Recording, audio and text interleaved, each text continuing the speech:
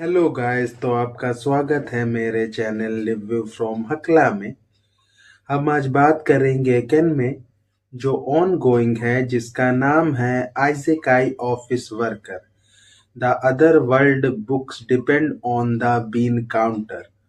इसके स्टूडियो का नाम है स्टूडियो डीन और इसके डायरेक्टर हैं इशिहिरा शिंजी। इसका अभी एपिसोड 9 आया है जिसका नाम है आई मेड अ प्लान। तो देर न करते हुए हम इसकी स्टोरी पे आते हैं। इसकी स्टोरी चालू होती कि हीरो वापस चर्च पहुंच गया है, जहां पे इस बार सीलियो उसके साथ है और वो उसे अकेला नहीं छोड़ रहा है। तभी वहां चर्च का एक दूसरा व्यक्ति आता है, वो उसे साथ ले जाता है और कहता है उसे ऐसे लोगों पे टाइम वेस्ट करने की नीड नहीं है। फिर वहां हाई प्रीस्ट आता है, उसकी जानकारी लेता है। फिर उन लोग फैसला लेते हैं कि उन लोग जाएंगे एलम हाउस में। हीरो एलम हाउस प्रीस्ट के साथ जाता है, वहां बच्चे देखता है और उनकी जानकारी लेता है कि उन लोग कैसे उनको यहाँ पे रखते हैं। और ये सब बातें पूछ के हीरो काफी शॉक होता है। तभी होली मेडन वहां आ जाती है, हीरो को ग्रीट करती है, हीरो से मिलके खुश होती है। और सीलियो ये देख के शॉक होता है क्योंकि उसे ये लगता है कि होली मेडन उससे नफरत करती है। फिर होली मेडन हीरो को बताती है कि यहाँ के बच्चों को सिर्फ काम दिया जाता है, इनको स्कूल या स्टडी के लिए कोई भी चीज ऑफर नहीं की जाती। तो हीरो उस बारे में सोचता है और एक प्लान क्रिएट करता है और कहता है कि मैं इसके बारे में बात करूंगा। फिर वो वापस जाता है जहाँ पे उसकी मीटिंग होती है प्राइम मिनिस्टर से और वो उसको अपना प्लान कहता है और प्राइम मिनिस्टर उससे काफी इम्प्रेस होता है। और फिर हीरो वापस जाता है अपने वापस घर में, जहाँ पे कमांडर इंडोलार्क उसका वेट कर रहा है और वो उसे बताता है कि उसे 2 दिन बाद फॉरेस्ट में वापस जाना है। तो वो हीरो के ऊपर अपना बैरियर अच्छे तरह से यूज करना चाहता है क्योंकि वो 7-8 दिन वहां नहीं रहेगा। हीरो चर्च में वापस जाता है जहां पे उसकी मीटिंग इस बार वहां के बिशप से हो गई है और वो उसे लाइक नहीं करता है। लेकिन हीरो का प्लान सुन के कि चर्च में और पैसा आएगा वो बहुत ही खुश होता है। लेकिन हीरो को अभी सब पे डाउट है कि पैसा कहाँ जा रहा है, तो वो उस पे इन्वेस्टिगेट करना चाहता है।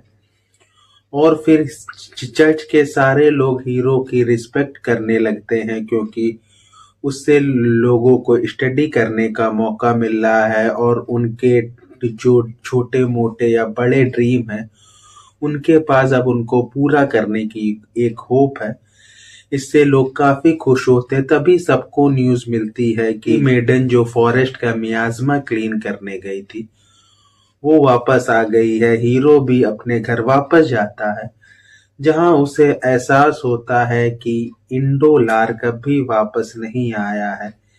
तब उसे वहां का बटलर बताता है कि क्योंकि बहुत एनिमल ने अटैक कर दिया है तो उन लोग यहाँ ना आके वो उनको मारने गए हैं। और वहां पे उसका बटलर उसे एक लेटर देता है जो आरएस ने भेजे हैं और हीरो उसको पढ़ता है। हीरो बहुत वियर्ड फील करता है और एपिसोड यहीं खत्म हो जाता है।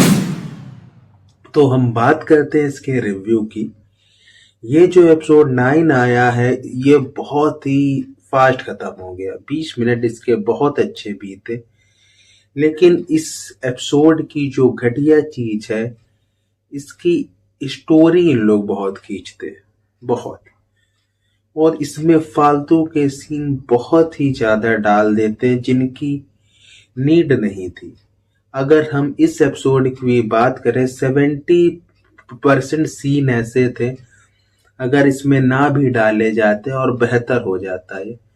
और इसका जो पहले का भी एपिसोड आया है उसको भी बहुत खींचा गया क्योंकि हीरो जब चर्च में पहुंचा है वो चाहता तो इस चीज की इन्वेस्टिगेशन बहुत फास्ट कर देता, वहां लोगों को ऑर्डर देता कि मुझे ये चाहिए, आई डोंट केयर।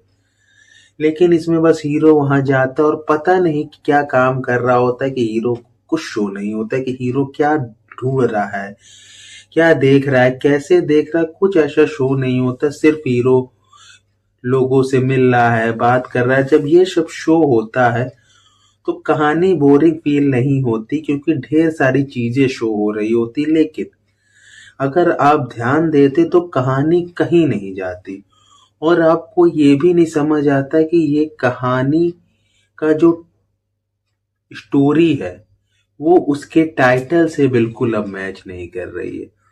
क्योंकि अगर हम स्टोरी का टाइटल देखें तो ये पूरा हीरो की जॉब के बारे में होना चाहिए कि हीरो उस जॉब में कैसे बेहतर परफॉर्म करके सबको इम्प्रेस करता है और काम बहुत फास्ट करता है। पर क्योंकि इसमें इन्होंने एक वो डाल रखा है प्रोपेगेंडा की ये वाला प्यार भी अच्छा खासा होता, तो उन लोग उस पे ज्यादा फोकस करते हैं कहानी की बजाय।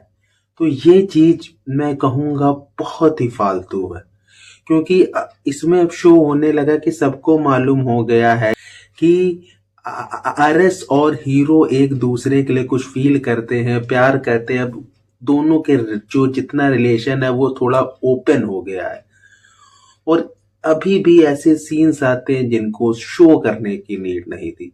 जो इन्होंने इसको कहानी के जो नाम है उसको छोड़ के जो इन्होंने पूरा फॉलो कर दिया है प्रोपेगेंडा, इससे स्टोरी और फालतू होती जा रही। अगर हम स्टोरी की बात करें उसमें कुछ खास नहीं है, तो अगर मैं इसे रेट करूं 10 में से 3 दूंगा मैं, क्योंकि कहानी जो सीन्स गए हैं वो आपको बोरिंग फील नहीं होने देते, लेकिन कहानी कहीं नहीं जाती, और जितने भी सीन या कहानी शो हुई है उसका कोई लॉजिक भी समझ नहीं आता।